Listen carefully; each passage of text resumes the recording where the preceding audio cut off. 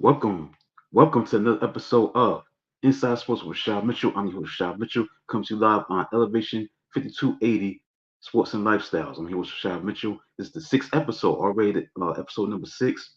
Let's move forward in this journey on this platform on StreamYard.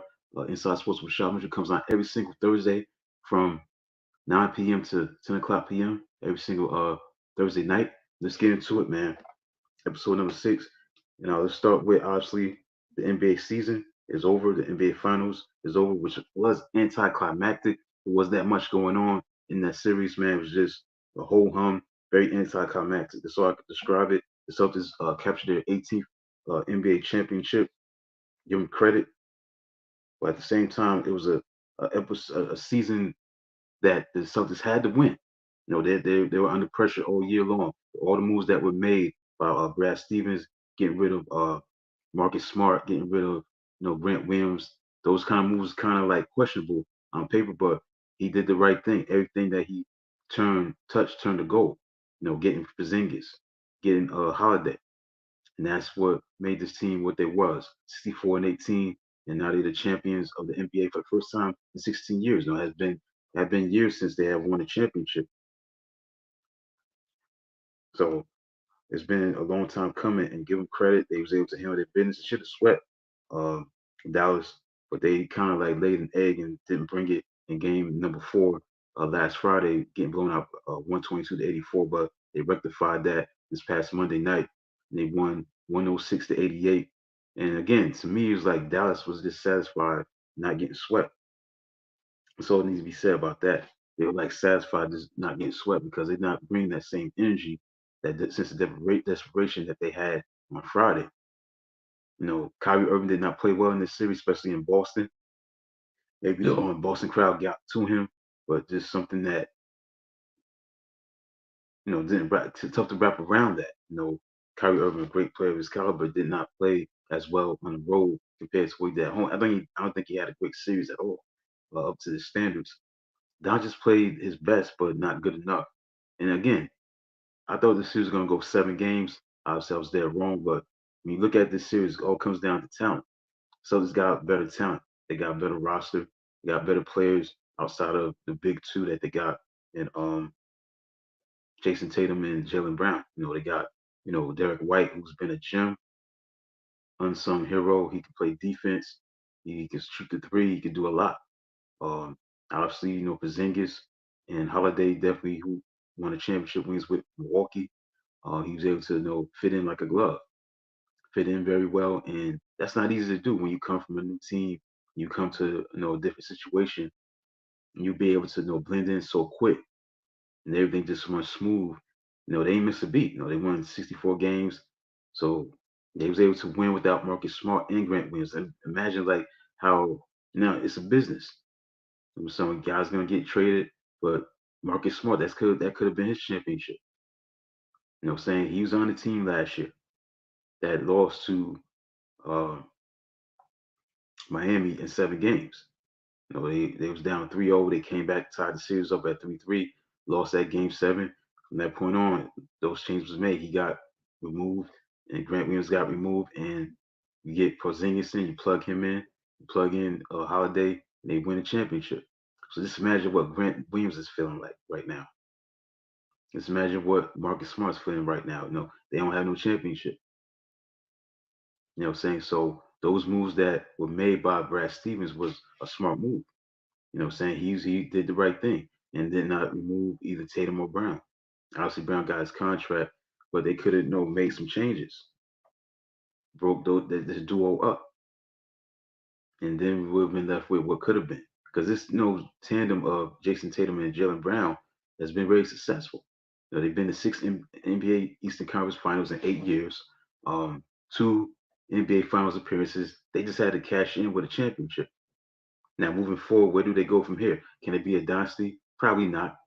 It's pretty hard to win multiple championships. Has not been done since the 2018 Golden State Warriors did it in 2018 when they had Durant.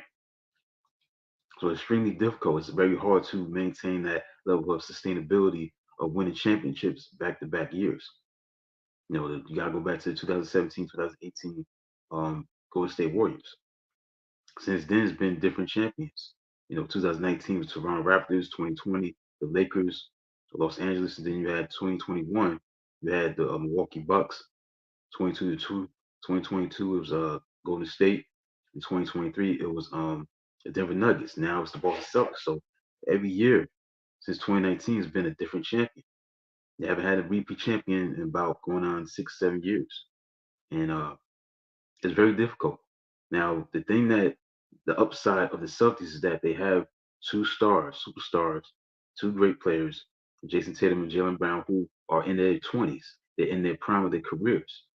So they're not far from being on the downside of their career. They're on the upswing of their careers. They could win multiple championships, definitely, if they stay hungry.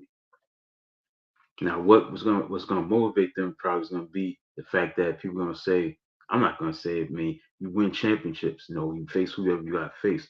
Yes, Miami didn't have Jimmy Butler. Yes, sometimes in that series against Cleveland, they didn't have Donovan Mitchell. Yes, they didn't have obviously Tyrese Halliburton. That series would have been different. He was healthy, but that's not the fault of the Celtics. The Celtics had their injuries also. They didn't have Porzingis. Now he's a key part of that team. He's the reason why they won the first game. 117 to 89, I think that was the score. The first game of that series. 107 to 89. He had 20 points coming off the bench. Porzingis came back and he had 20 points coming off that bench. He was a spark. 20 points, 6 rebounds, 8 of 13 from the field, 21 minutes. You know what I'm saying? So they needed his size. So they was able to win without him, despite him not making that much of a contribution. But he's a key part of the team. He's the reason why they are successful this year because of his addition to the team to make up for Marcus Smart and obviously Grant Williams. So they was able to make up for that. I think Robert Williams was on that team last year as well. He didn't get brought back. So when you look at the Boston Celtics, they definitely made a lot of changes, but it came to be a great move by what Brad Stevens did, and now they are the champions. They are the champions for the first time since 2008, and now see if they can repeat. It's gonna be difficult. When you look at the overview of the season for next year, I mean they're gonna be the hunted. Everybody's gonna be gunning for them. They're gonna face a lot of challenges from the Celtics. Gonna face a lot of challenges from the 76ers. They're gonna try to get better. Milwaukee Bucks gonna try to get better. The Knicks, Miami Heat, um, the Pacers definitely gonna get better. So it's gonna be a very interesting season to see what happens. Also, you gotta say this too. Ime Udoka, one what he's thinking about right now. As far as like that could have been his championship if he didn't screw it up and get involved with some scandal relationship with somebody's wife or whatever it is, and he got fired. Like that could have been his championship. You know what I'm saying? He really did a lot for that team, but he got removed, rightfully so, because of the conduct, inappropriate relationship with somebody, with a female Celtic staff member. So here comes Joe Mazzulla, becomes the interim coach on September 22nd, 2022, and now he's a champion. He's a champion of the NBA. So just imagine Ime Udoka just maintains discipline, not get caught up in this nonsense, not breaking the code and violating the code of conduct. He would have a championship. He would have a championship as a coach. So what could have been with that? So when you look at the Celtics, give them credit, man.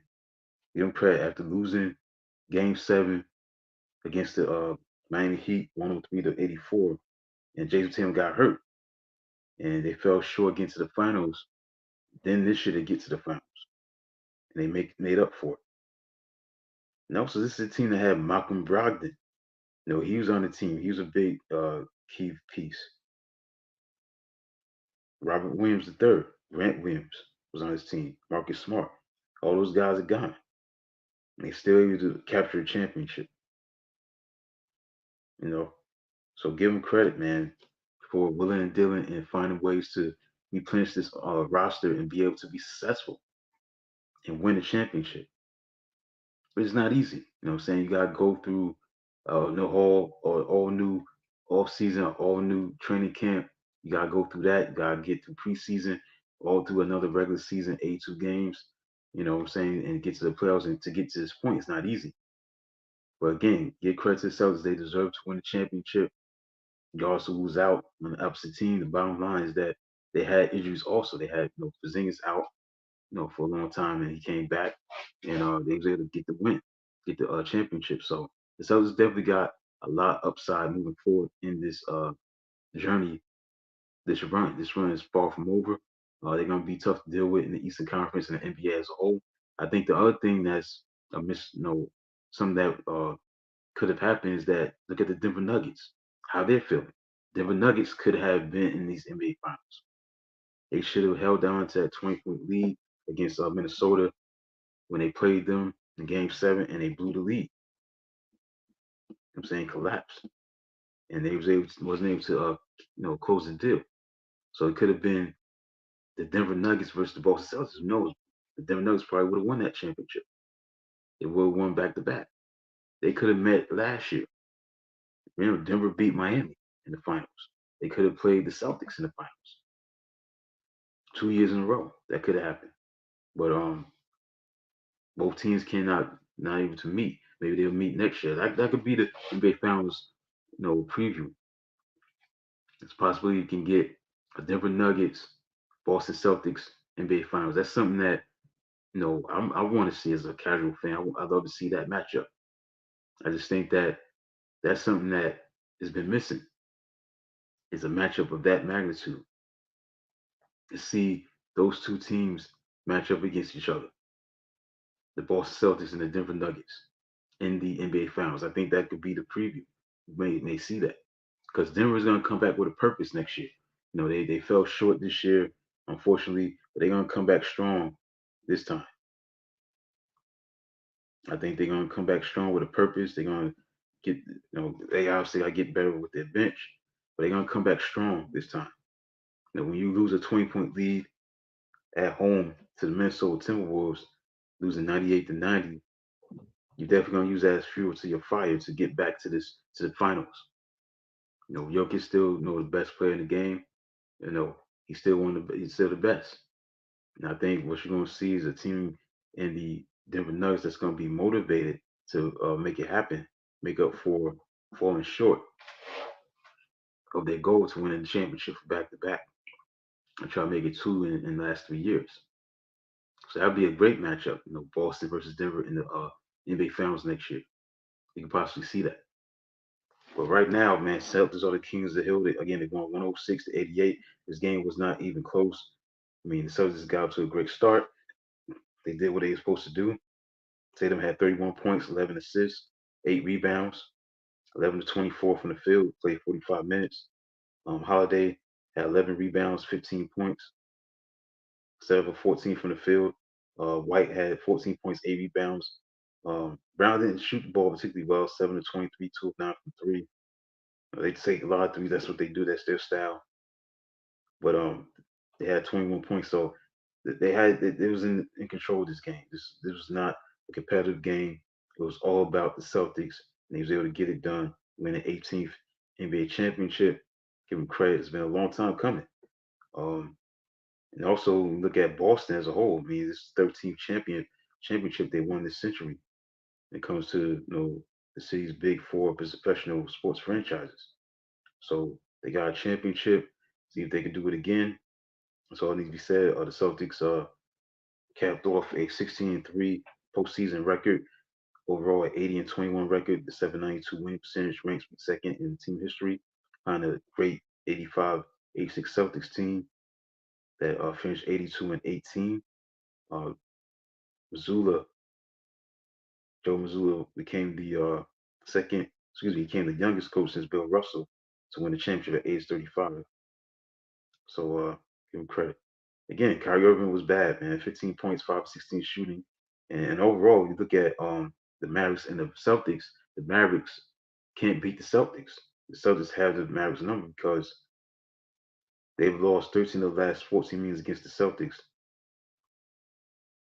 I think this do with Kyrie Irving because he finished with 15 points, 5 of 16 shooting, and has lost 13 of the last 14 meetings against the Celtics team.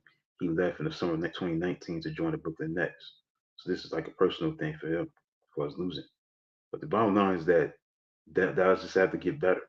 They gotta improve their roster. Their bench gotta get better. Um, they gotta build around Urban and Doncic to be back in the situation next year. They're gonna have to really improve their roster as far as the bench is concerned. You know, Gafford is up and coming. Um, Derrick Jones, PJ Washington, they got promise. So they definitely gonna be, you know, upcoming. They're gonna get better. PJ Washington, he's only 25. So he definitely got a lot of upside. So they definitely gonna be back in contention. Derrick Jones Jr. He's only 27. So this has got some young guys. Along with Doncic, he's 25. Gafford, he's 25. So this is a young team. So they don't have to really mess with their starting lineup. Washington Jones Jr., Gafford, Doncic, 25. This is a young team. So this team definitely has some upside and some promise moving forward. Yeah, PJ Washington is 25. Derrick Jones Jr. is 27. Gafford is 25. And Doncic is 25.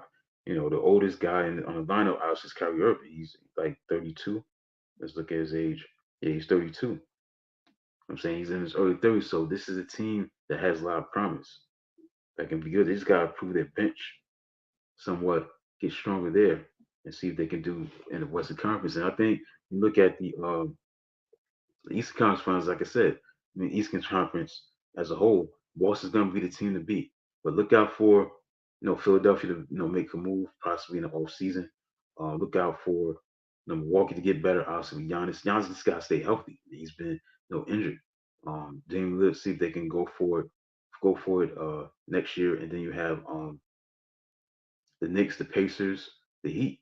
So that's going to be a very tough, Eastern Conference. I think you make case the Eastern Conference is tougher than the Western Conference because you look at the West, you know, Denver's gonna be back strong. You got to see more from OKC. You got to see more for from Minnesota to see what they're doing is sustainable. Are they gonna be just as good? Are they just gonna be have a sophomore jinx? How good are they gonna be next year? And then you got Dallas, maybe Sacramento Kings, maybe the Pelicans if Zion Williamson can stay healthy. Maybe they got a shot to be a contender. But I think the teams that are not gonna be that good. Golden State is finished. They finished. I think they're too old. The Lakers are finished. I don't think they're gonna be good. I'll get into the JJ Redick situation with him being new coach in a few minutes. But I don't think they're gonna be good. The Clippers, the problem with them is they always hurt, especially with Kawhi Leonard. Um, Paul George, he's gonna come back. Um, you got obviously Kawhi Leonard, you got Westbrook and Harden. But this is an older team.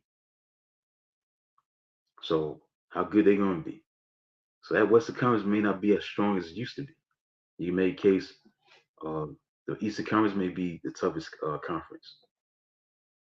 Maybe the West is losing its luster of being a tough conference as it used to be. So we'll see. But the Celtics are the champions, and nothing else to be said. They deserve the championship. They earned it. See if they can repeat next year. All right. In other news, JJ Redick became the new head coach today. JJ Redick is new head coach of the Los Angeles Lakers. So he's gonna be there. He signs a 4-year deal. So that's what it was all about, as far as that's concerned. So that's what it's all about. He signed for a 4-year deal. So see how he handles that. The thing I don't like about this hiring is that JJ Redick doesn't have any experience. He's been an NBA analyst, played 15 years in the league, but he's not a guy that has coached as an assistant or as a head coach. He doesn't have no experience. Now, not going to be a hypocrite because when you look at Larry Bird, Doc Rivers, Mark Jackson, Jason Kidd, they never had any experience. Because I see right here, this is a good info right here. JJ Redick has never coached at the NBA level as a head coach or as an assistant, but there are other former players who've done the same thing. Doc Rivers, JJ Redick, obviously, Jason Kidd, Mark Jackson, Larry Bird. So it's not about being hypocritical. You gotta be consistent. But at the same time, I just don't think he should have been head coach due to the lack of experience. But it is true. Jason Kidd didn't have any coaching experience. Mark Jackson, Doc Rivers, Larry Bird. I think you gotta do the same thing with Steve Nash. I think Steve Nash, I don't think coached anybody. He coached the Nets. But at the same time, there's some truth to that. There's some of these coaches that I see. Now, Mark Jackson definitely built the Warriors. He built the Warriors to being a dynastic team. He just don't get enough credit because of Steve Kerr. Has been a coach during those championship years. Rivers never had any experience. Bird didn't have any experience. Yeah, that's true. But like I said, I just think that it's not a good move. But we'll see how he handles coaching LeBron James. And the thing that's amazing is that LeBron James has a strong relationship with LeBron, and they do a podcast together. Together, a basketball podcast. That's gonna be interesting to see if that's gonna continue with him being the head coach, coaching LeBron. How he's gonna handle that. And also, there's gonna be some adversity. There's gonna be some tough times. How does uh, a JJ Redick handle that situation when things don't go right? Is he gonna be able to, be that leader to ride the ship and just keep things, steady? Despite the adversity, the weather, the storms of a season, of an 82 game regular season. How does he handle that? So we're gonna see about that, how that goes. But I don't think it's a good hire. Um, Not just lack of experience, but again, JJ Redick, what can he accomplish? We'll see. I mean, the thing is, you coaching an Asian LeBron James. He turned 40 this year in December. How much does he have left? And you're coaching a team that is definitely not a contender for a championship. No, you gotta put Denver up there. You gotta put maybe Dallas. They improve their bench. OKC maybe Minnesota, maybe. I'm not putting the Lakers up there. So I just think that the move is just very head scratching to me. Not just because of lack of experience. I'm not gonna be a hypocrite. This is a great information that I see right here. No experience required for the Jason Kidds, the Mark Jacksons, the Larry Birds, the Doc Rivers. They didn't coach anybody. Matter of fact, even Magic Johnson coached the Lakers back in '94. They ain't go so well. So it shows you that you don't have to have experience to coach anybody, coach a team in the NBA. These are the examples. Again, I think Steve Nash, let me look him up. Steve Nash, I don't think he coached anybody before he got that head coaching job with the Nets so a few years back. I don't think he was a assistant coach. He coached the Brooklyn Nets 2020 to 2022. He was never an assistant coach. So when you look at it, there's got to be some consistency. You can't, get on JJ Redick. I can't get on JJ Redick because that'd be hypocritical. Because there've been other, former players that didn't have any experience at all. Steve Nash is one of them. He coached the Nets, no experience where he coached. And then you look at even Steve Kerr. I don't think Steve Kerr had any coaching experience. He was in the front office with the Phoenix Suns, but he did not coach on a bench. He didn't work his way up the ranks. You know what I'm saying? He coached the Golden State Warriors, he coached USA national team, and that's it. But he never had an assistant coach, so he didn't have any experience prior to getting the job with Golden State. So I gotta be consistent. I can't be a hypocrite. No experience is required for. There's no experience that was required for Jason Kidd. He led him to the finals. He coached the Nets. He coached the Mavericks. He's one of the best coaches out there. He doesn't have any experience prior to his coaching profession. But Mark Jackson, same thing. He never been an assistant coach. Doc Rivers, Larry Bird. So you gotta be consistent. Even Magic Johnson coached the Lakers. That didn't go so well. So you don't have to have experience. But we'll see how he handles LeBron James. That's the main thing. How he's going to handle, you know, coaching that guy like LeBron James. Things don't go right. Things don't go so well. The adversity. during the regular season, how he's going to handle that. That's the question. That's what needs to be said about that. Yeah, Magic Johnson coached in '94, 30 years ago, and that didn't work out. So he didn't obviously Magic Johnson didn't have no experience, sitting on the bench learning the nuances of how to coach the team to learn from the head coach. So he just came down and coached, and then didn't go particularly well. It lasted that long. So he's the new head coach of the Lakers, and see how things go on with that, how things turn out with that. All right, so that's it for the coaching profession, the coaching vacancies been filled. Also, I forgot to mention, can't mention without this. Monty Williams was fired this week from the Detroit Pistons, so he's out of a job, and unfortunately, and that's a head scratcher because he just got there as a head coach. You can't expect this team to be dominant or do well right away. Um, they fired him after one season. He's owed 65 million. The new Pistons president of basketball operations, Trajan Langdon, he was hired a month ago, and he had been meeting with Williams about the future of the franchise. But the decision to dismiss Williams was directed from the ownership level with Tom Gores. So he delivered news to Williams on Monday morning. So this Pistons franchise is definitely not the same as it used to be because you look at the past 5 seasons, they have not done great. They are 94 and 290 with a winning percentage of 245. They lost 68 games last season, so they have the third worst winning percentage in a 5-year span, 5-season span in NBA history. Vancouver has the worst. They got Minnesota, Timberwolves, and Vancouver up here a few times. So, and also it's a team that lost 28 games during the regular season. Um, yeah, terrible. They got the third youngest team in the league. 94 and 290. That's not good enough. But that's not the fault of Williams. You gotta give him time. And Williams never got fired from the Phoenix Suns. He led them to the NBA Finals in 2021. You know what I'm saying? And he got let go. I'm saying it don't make sense. You see something like that. But that's what went on. Also, there was a trade. Alex Caruso was traded for Josh Giddey. That was interesting. Trade.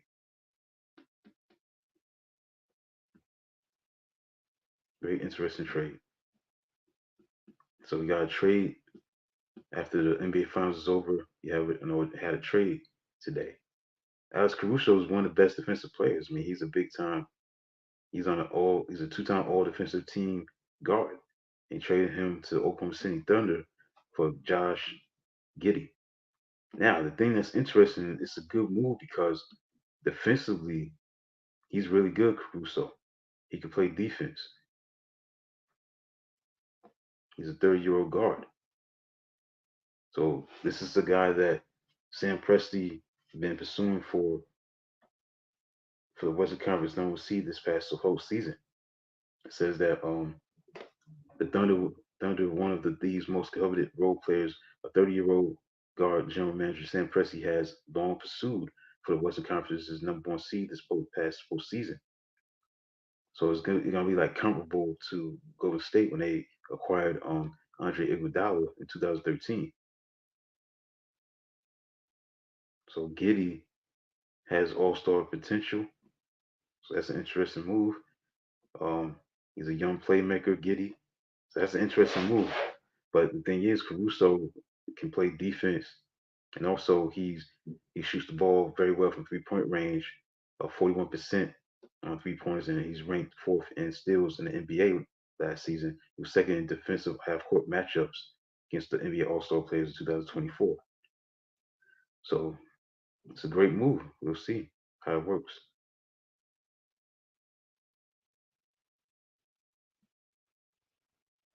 All right, so that's storyline that.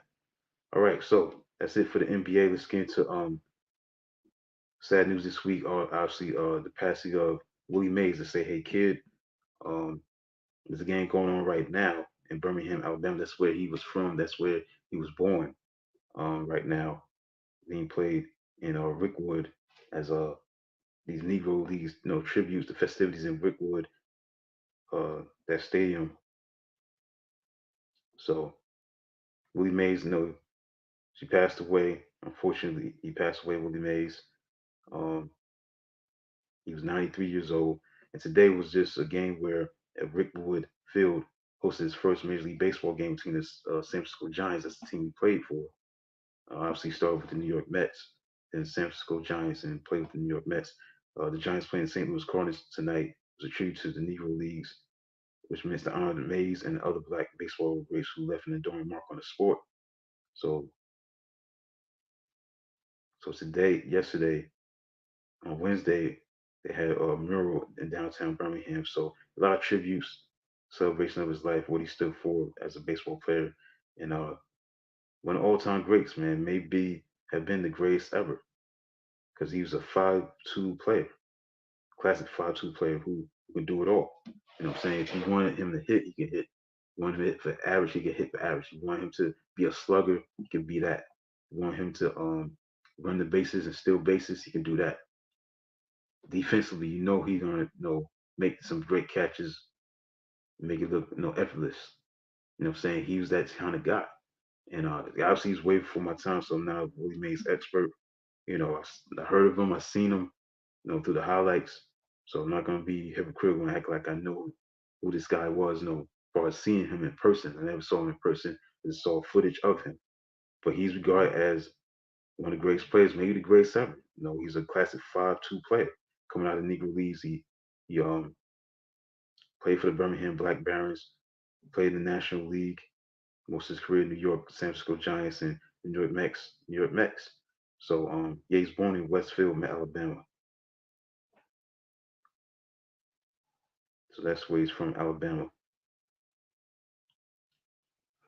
So he played in the Negro Leagues in 1948. He came up in 1951, took the Major League Baseball by storm. He won Rookie of the Year in 1951. And again, like I said, the rest is history. They just dominated the game. Rookie of the Year, hitting 20 home runs, and he helped the Giants win their first pennant in 14 years. And he won the MVP award in 1954, leading the Giants to their last World Series title before they moved to the West Coast. So, and he's known for that over-the-shoulder catch in Game One. That's one of the famous plays in sports, especially in baseball plays. So he's one of a kind. He's one of all-time greats, 24-time All-Star, led the International League in home runs 4 times, slugging percentage 5 times, while batting over 100, over 300, excuse me, posted 100 runs batted in. Had a lot of great speed. He's at the forefront of the resurgence of speed as an offensive weapon because he led the league in stolen bases 4 times. And this guy was a complete player. Triples 3 times, runs twice, 179 steals during the decade, topped the major leagues. He was the first National League player to hit 30 home runs and steal 30 bases in the same season. The first player in history to reach both 300 home runs and 300 stolen bases. The second player and the first right-handed hitter to hit 600 home runs. He was brilliant on the defensive side. 12 consecutive Gold Glove awards, still a record for outfielders. So he led National League center fielders in double plays 5 times and assists 3 times.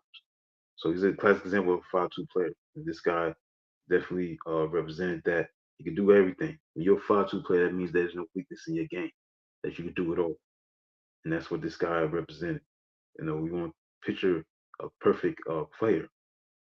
This guy was the guy. Willie Mays was the perfect player because he could do everything right. So that's what it comes down to. He's one of all-time greats. There's nothing else to say.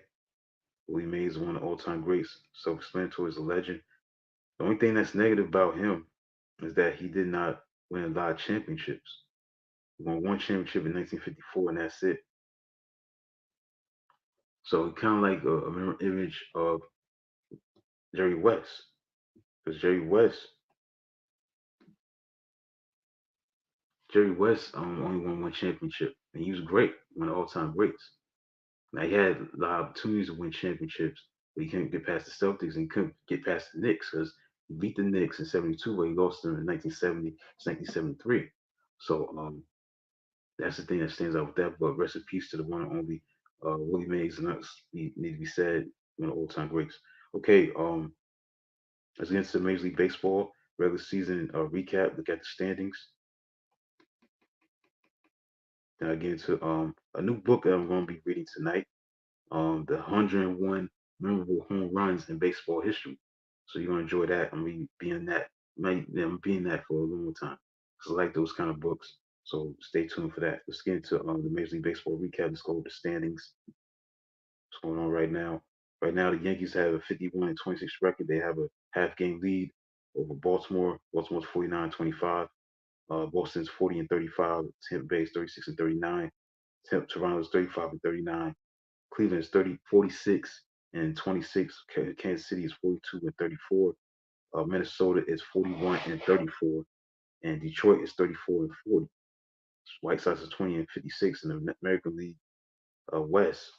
Seattle Mariners are 44 and 33. Got an 8 game lead over Houston. 8 games up. Houston's 35 and 40. Texas is 34 and 40.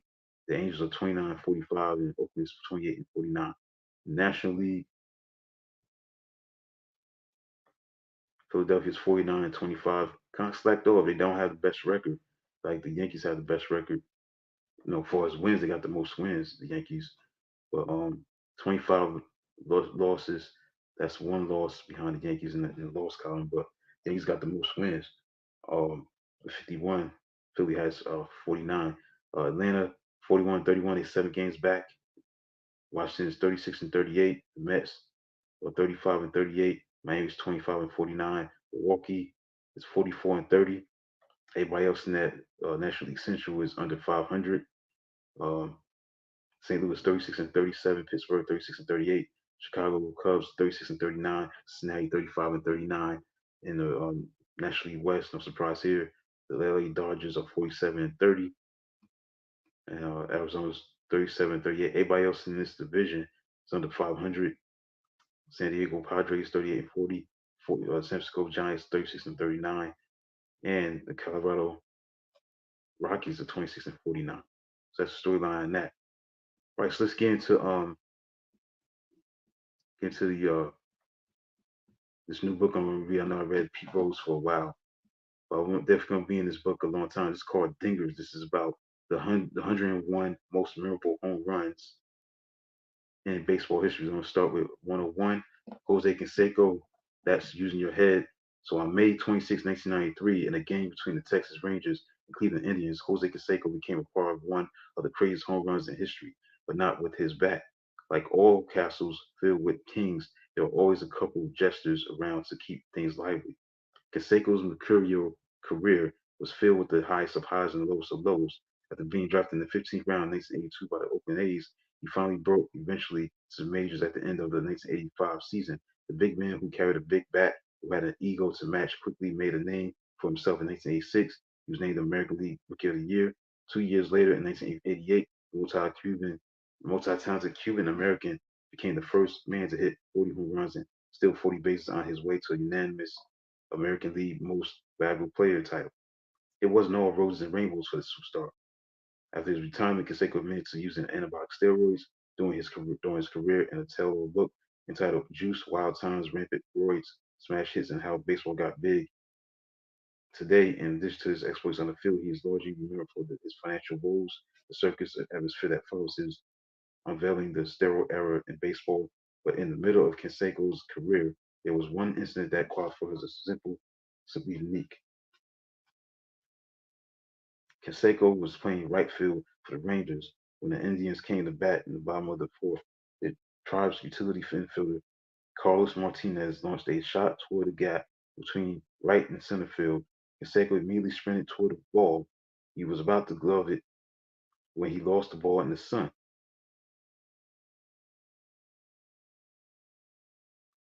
He found or felt it soon enough. It bounced off the top of his head and over the fence for a home run. Martinez was credited with the dinger, both literally and figuratively. as the befuddled Canseco could only shake his throbbing head and smile. This wacky moment is widely remembered as one of the most unique four baggers in the game's history.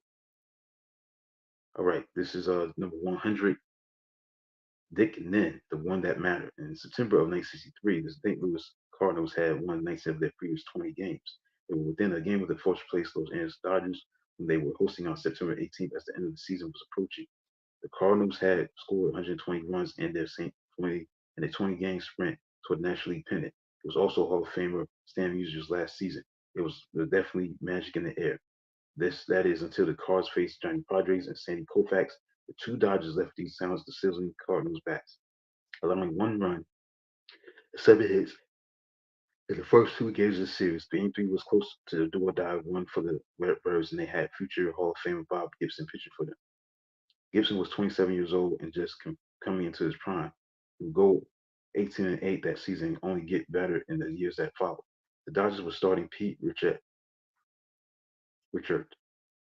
a lefty who had made his major league debut a year earlier against the defending National League champion Cincinnati Reds and struck out the first six batters. Vader Pinson, Frank Robinson, Gordy Coleman, Wiley Post, Johnny Edwards, and Tommy Hunter. He faced to start his career.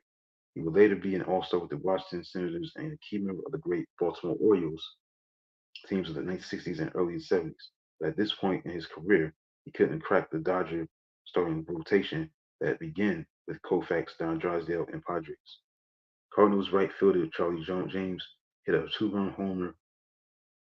It's going to be a long, so this is going to be my last countdown.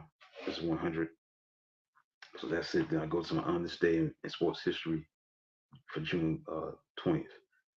So it's gonna be my last countdown. I did 101, now 100. So there you go. The Cardinals owned a 5-1 lead in the top of the eighth. Gibson had retired 10 straight Dodgers. Bob Miller had kept the Dodgers in the game by spending 4.2 innings of one ball and release of Richard. Eighth inning, Dodger manager Walter Austin pitch hit Dick Nen for Miller. The night before, Nen had been playing for the Spokane Indians, the top farm teams of the Dodgers against the Oakland 89ers in Game 7 of the Pacific Coast League Championship.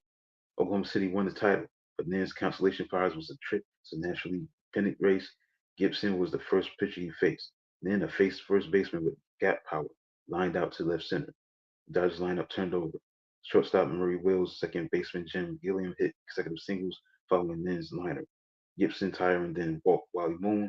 The bases were now loaded. Tommy Davis en route to back-to-back National League batting titles, single home run Wills and Gilliam. Cardinal manager Johnny King pulled Gibson and summoned Southpaw Bobby Shantz to face Ron Fairley, who was hitting under 200 against Southpaws.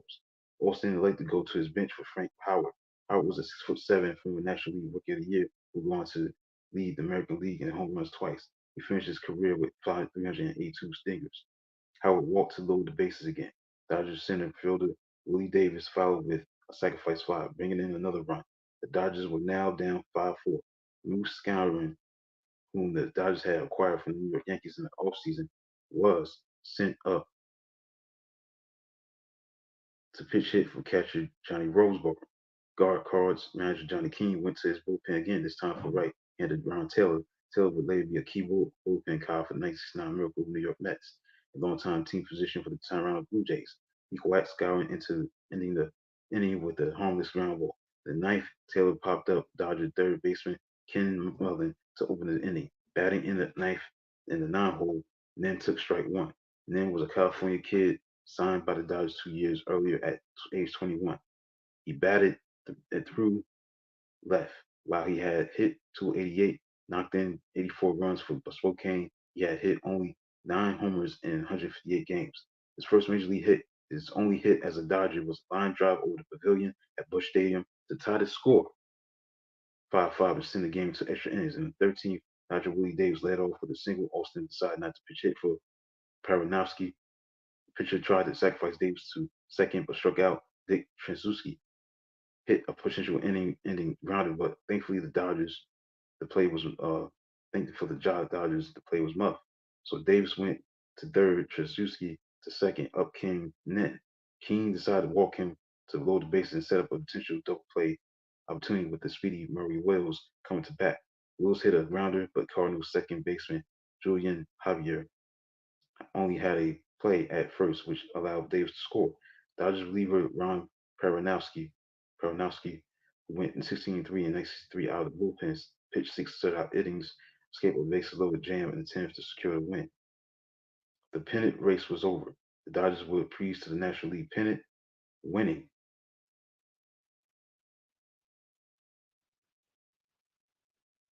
by 6 games and then sweep the Yankees in the World Series. Dick Nen didn't play an inning for the Dodgers the following season. Instead, he spent the summer back in Spokane where he hit 18 homers and batted 280 in December of 1964. Nen was traded along with Frank Howard, Ken McMullen, Pete Richard, and Phil Ortega to the Washington Senators for left-handed starting pitcher Claude Austin and utility infielder John Kennedy. Then had his best year in the major leagues in 1965. His first full season, he had 6 home runs, 31 RBIs, and hitting 260 on average as an average batting average. 260. He spent 6 years in the bigs, hit a total of 21 homers with his lifetime batting average of 224. Then played 9 more years in the minors, retired in 1972 while only having 21 dingers in the majors. He put up 103 in the minors with a 291 average. When he retired, he returned to California. Dodgers fans and Cardinals readers never forgot him. Baseball fans remember him too because of his palindromic last name. He also instructed his son Rob in the final points of the game. Rob Nen started out as a third baseman but was later shipped to the mound and was drafted in 1987 by the Texas Rangers in the 32nd round. He made his major league debut in 1993. Rob Nen, a right-hander who could throw 98 miles an hour, and had an out-of-this-world splitter, was one of the game's top relief pitchers, finishing his career with 314 saves, striking out 793 batters in 715 innings. He also helped the Florida, now Miami Marlins, to the 1997 World Series. He also helped the San Francisco Giants to the series in 2002. My father told me it must have been 1,000 times that everything you do show respect for the game. Don't cheat yourself. Don't cheat your teammates. Don't cheat your teammates. Dick Nair would know. He had almost 4 times as many minor league at bats as he did big league plate appearances. Only one was famous, but he made them all count. All right, so that's it. That's number 100. Dick Nen hit a home run, big time home run. First major league hit. It was a home run over the pavilion at Busch Stadium to tie the score at 5-5, send the game to extra innings.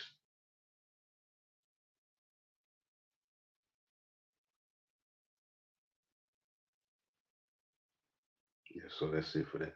So I'll be number 99 next week. Talk about John Lowenstein, the time that it be Lowenstein. All right, so that's it for that. So let's get quickly into the honest day in sports history for June 20th. I'll be done for the night. Honest day in sports history.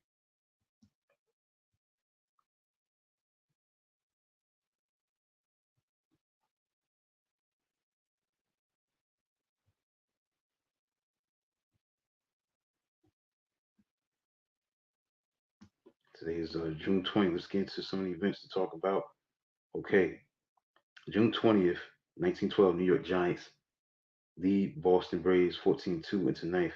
The Giants win 21-12. On June 20th, 1913, three of first four Yankees hit by pitch en route to a record six-hit batsman.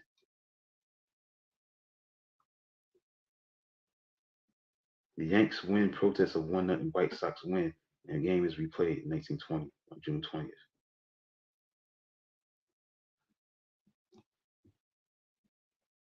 I think that's about it. Let's see. Oh, yeah. You see more. Gotta be more than this. Okay, let's keep. Yeah, it's more. Jesse Owens set a 100-meter record in 1936 of 2.2 seconds. Jesse Owens, American sprinter, sets a 100-meter world record of 10.2 seconds. Joe Louis TKO's Arturo Godoy in 8 for heavyweight boxing title. In 1951, on June 20th, Cleveland Indians Bobby Avila hits 3 home runs and double in a single versus Red Sox. On June 20th, 1956, Mantle hits reaches twice.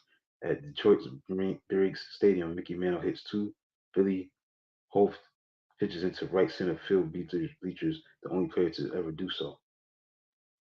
On June 20th, 1960, Floyd Patterson becomes the first man to regain the world heavyweight boxing title when he knocked out Enjamar Johansson in 5 in New York.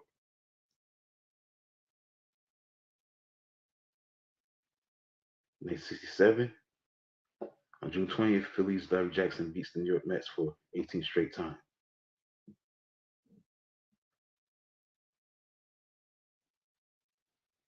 On June 20th, 1968, Jim Hines becomes the first person to run 100 meters in under 10 seconds. On June 20th, 1970, Orioles Brooks Robinson, Baltimore Orioles Brooks Robinson, that is, got his 2000th career hit. It was a 3-run home run.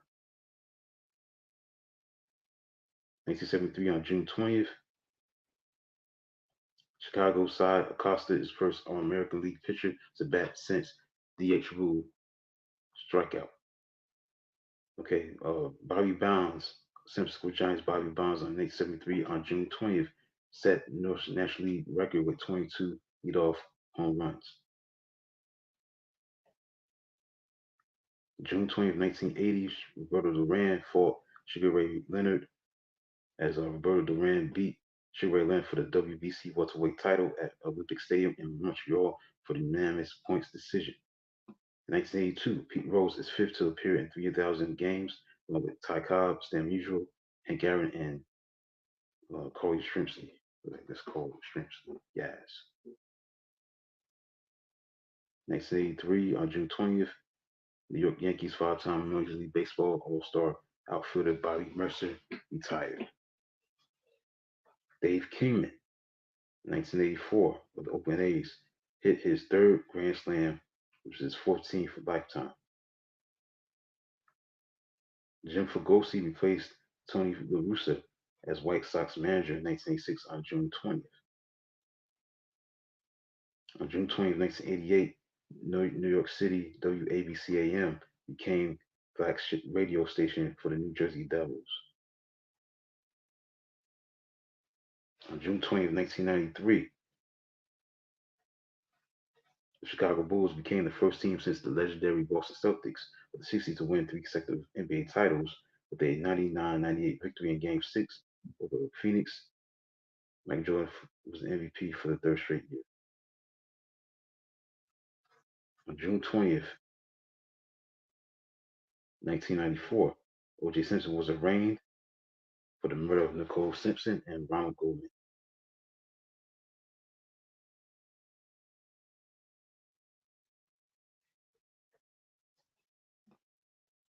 2006, June 20th, Miami Heat beat Dallas Mavericks 95-92 in Game 6 for the first title in franchise history.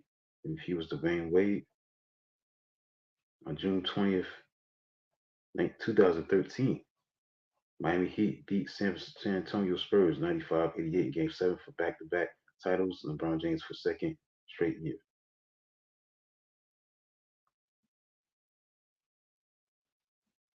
All right, so that's it. That's it for the night, for the events that happened in the sporting world on June the 20th. So that's it for the show for the night. That's it. Hope you enjoyed tonight's show. We'll be back next week. Obviously, there's not going to be no NBA basketball. I definitely going to get to the NBA draft, which will be taking place next week. Get into that, get into some baseball, including the book that I just read to you about the 101 memorable baseball game, the 101 uh, memorable home runs in baseball history, like the 101 memorable home runs in baseball history. I read excerpts 101 and 100, so I'll be resuming with 99, 98. See if I can do as many as I can. And obviously, Honest Day in sports history for June 27th. So that'll be the final show for the month of June as I continue to pile up these episodes. So next Thursday will be the final episode in the month of June. I started the show last month, so that'll be episode number 7. So the episodes are piling up. So hopefully you enjoyed today's show, the Inside Sports with Rashad Mitchell. Also check out my new article that I wrote. It came up It's on there right now on e5280sports.com. It's about the 1994 MLB season. It's the 30th anniversary of that year. That's the year where it was cut short due to the lockout. Had a strike, and it was cut short. So you read that article about that, my perspective on that, the 1994 Major League Baseball season, the 30th anniversary of the season that was cut short. So that's 30 years ago. Check that out on e5280sports.com. Shout out to Michael Spilling for having me on this platform. Give him thanks for that. Thank him for that. And you can read that article when you get ready in your leisure time. So that's it for the show for the night. For episode number 6, the sixth episode of Inside Sports with Rashad Mitchell comes on every single Thursday night from 9 p.m. to 10 o'clock p.m. Eastern Standard Time on only on Elevation 5280 Sports and Lifestyles. Also, you check it out on Twitter. You go to YouTube and you go to the other platforms like Twitter, Facebook, and YouTube. Twitter, Facebook, and YouTube. That's where you can find the show as well. For Elevation 52A Sports Lifestyles platform. It's on those streaming on those platforms as well. You check that out. But that's it for the show, man. Hope you enjoyed it. I'll be back next Thursday for the final episode of the month of June of Inside Sports with Rashad Mitchell. Get to wherever it's going, world sports, and close out on a great note, man. And also I'll be on the air about the 4th of July as well. I'll definitely be doing the show on the 4th of July, 9 o'clock to 10 o'clock. So I'll be on the air, even though it's a holiday. I will be on 2 weeks from today. I'll definitely gonna be doing my thing. You know what I'm saying? I'm gonna grind and put it in as many episodes as I can, um, regardless. So I definitely gonna be on the air uh, June 4th. I just read a book for the whole show. But I think there's gonna be some stuff going on because you got the NBA free agency coming up. You know what I'm saying? So uh, stay tuned for that. Whenever that opens up, this will be available, taking place in June and July. As far as July is concerned, I think that'll be the beginning of free agency in the NBA. Gotta double check that. But I definitely gonna be on the air the 4th of July, 2 weeks from today. But I definitely gonna be on the air next Thursday on June 27th. So I'm looking forward to it for the 7th episode. So that's it for the show. Until then, have a good night.